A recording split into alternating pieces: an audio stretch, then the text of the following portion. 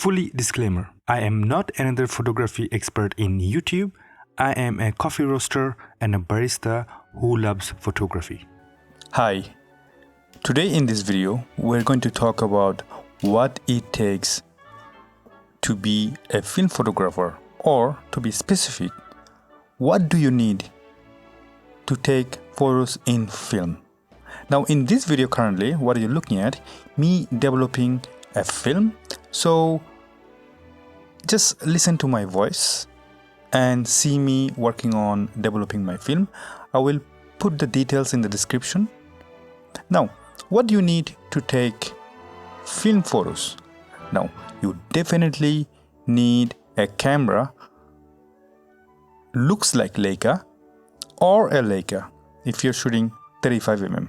If you're not shooting Leica for 35mm, you are not a film photographer. If you're shooting medium format, then Hasselblad is the way to go. Something that took the first photo in the moon, if I remember correctly. But if you're under budget, you could go to Mamiya, but it doesn't have the aspect of medium format look because nobody probably will look at you. But if you have Hasselblad though, you are all set. But if you want attention of everybody around you, basically you want people asking you questions, and if you want to make yourself look like super special and film photographer, then you must shoot large format film, because that's the way, man. If you're shooting large format film, then you are the king of film photography, period. Doesn't matter if you're shooting a film of a building or a guy sitting on the street or a bird or a pigeon behind your backyard,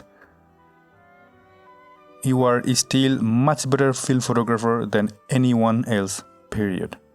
Now, I talked about the camera, now talk about film.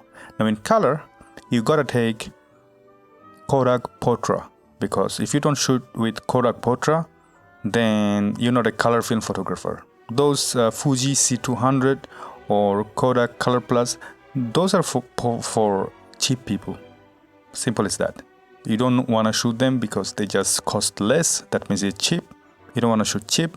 You want to shoot something cost money, such as Kodak Portra, period.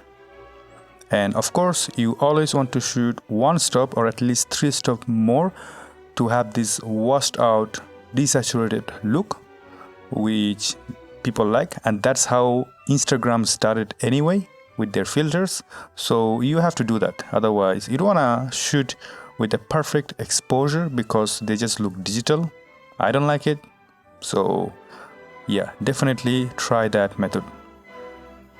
And last but not the least, you definitely need to look like a hipster. So get yourself a round little hat and a mustache and kind of like a colorful look, and you are good to go.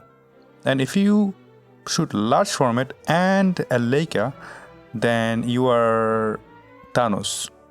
Alright, see you soon.